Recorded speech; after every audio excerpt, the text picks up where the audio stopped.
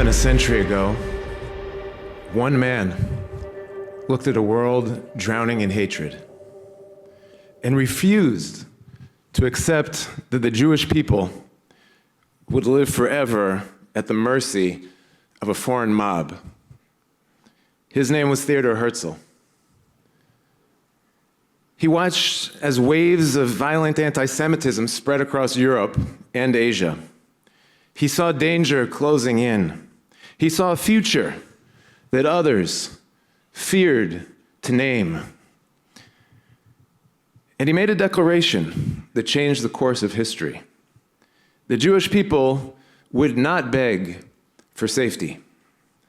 They would build it in their ancestral homeland. So in 1897, Herzl gathered 208 delegates for the First Zionist Congress, a small group with a massive vision. And among them stood 10 prominent Christian leaders, not spectators, not bystanders, partners. Why? What belief burned so deeply within them that they crossed boundaries of culture and history to stand shoulder to shoulder with the Jewish people? The answer reaches back to the foundation of our civilization. The Ten Commandments begin with a thunderous declaration. I am the Lord your God who brought you out of Egypt. Indeed, more than 140 times, Scripture repeats this identity. A God revealed as the one who brought Israel out of Egypt. But then the prophet Jeremiah, both in Jeremiah 23:7 and in Jeremiah 16:14, speaks of a future moment, a moment so extraordinary, it would redefine how God would be known to humanity. He says, a day will come when they'll no longer call me the God who brought you out of Egypt, but the one who brought you and gathered his people from the nations to restore them to their land. The early Christian Zionists believed they were witnessing something world-changing. Not just politics, not just diplomacy, but a defining moment in human history. And when the state of Israel was reborn, the spark ignited by Theodor Herzl in 1897 became a global movement, growing from a handful of courageous voices to hundreds of millions of Christian Zionists around the world, united in conviction and purpose. But let me be very clear from the beginning. We are not here to debate the existence of Israel. Israel exists. Israel thrives. Israel endures. We are here because something else is happening. We see a powerful, organized, well-managed, highly motivated, state-backed campaign aimed not only at eradicating Israel, but destroying the Judeo-Christian foundations of Western civilization. And so we gather today for one reason: to plant our flag and to declare together, loudly and without apology, not on our watch.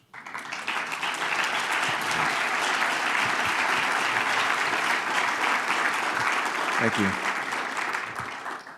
Here in this room, we have a little bit over 400 leaders representing hundreds of millions of people around the world. Jews and Christians, allies and partners, who refuse to surrender the future. We are not here for ceremony. We are not here for speeches alone. We are here to define the challenge. We are here to forge a strategy.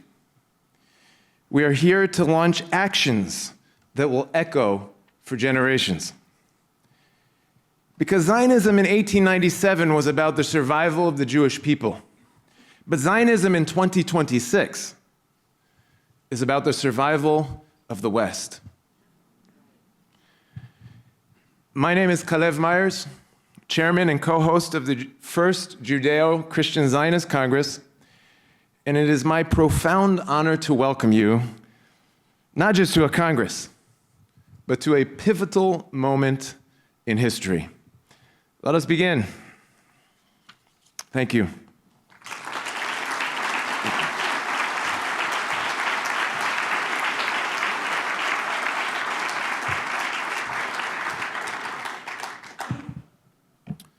Hello. I'm Simeon Myers, Calev's brother. I've been his security double at different times.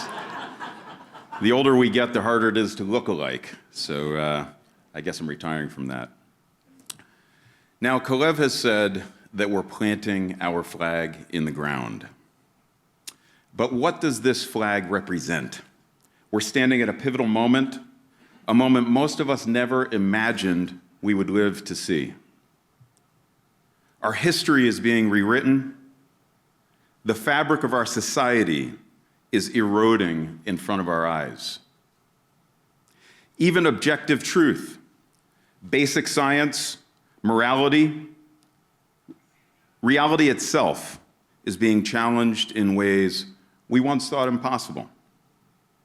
This is the moment for clarity. This is the time to return to our foundations, to our basic principles, and our basic truths. Let me be clear about something. We're not here to fight against antisemitism. Not because it's unimportant, but because it has always been, throughout history, when it shows its vile face, it's always a symptom of a far greater sickness. We are here to fight for truth. As we witness moral decay, political corruption, ideological indoctrination in our schools, our universities, oceans of misinformation and disinformation flooding our airwaves, greed, doctrinal weakness in our houses of worship, we can take solace in this one unshakable reality. Truth is undefeated. The further a society drifts from truth, the further it drifts from health, spiritually, morally, culturally, and individually. And while truth always will prevail in the end, the real question is this: at what cost? How much pain must be endured? How much destruction? How many generations must suffer? I believe something deeply important. That cost is not fixed. We can preserve our society and spare future generations enormous pain, but only if we come together and work in ways that we have never worked before, and the time is now. That means setting aside differences, crossing political aisles, suppressing ego, working with people and organizations we once would not have worked with. Now, I know I'm addressing an audience largely driven by faith, but I want to say clearly, one does not need to be religiously Christian or religiously Jewish to understand the value of Judeo-Christian values.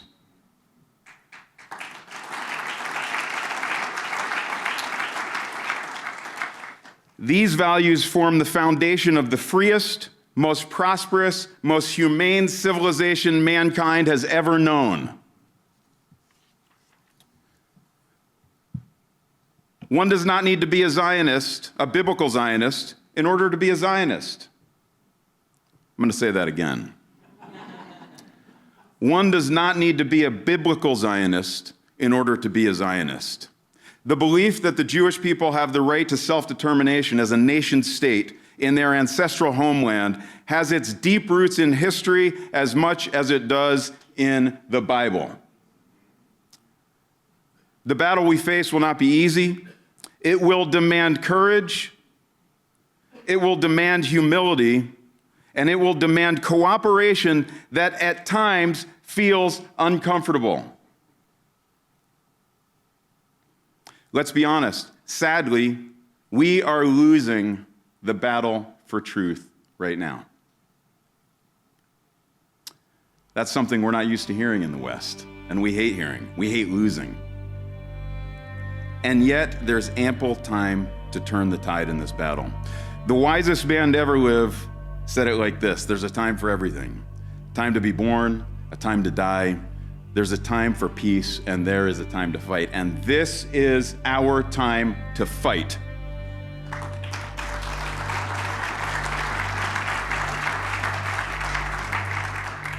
But who are we fighting? And how are we fighting? Answering these questions is the reason for this gathering. This flag that you're seeing all over the place does not represent a single organization or a solitary event.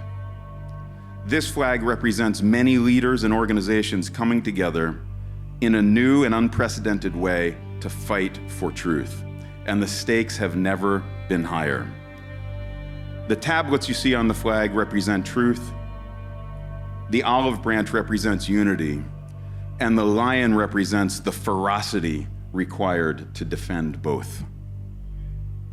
Welcome to the inaugural launch of the Judeo-Christian Zionist Congress. Let us plant this flag not with pride, but with purpose. Thank you.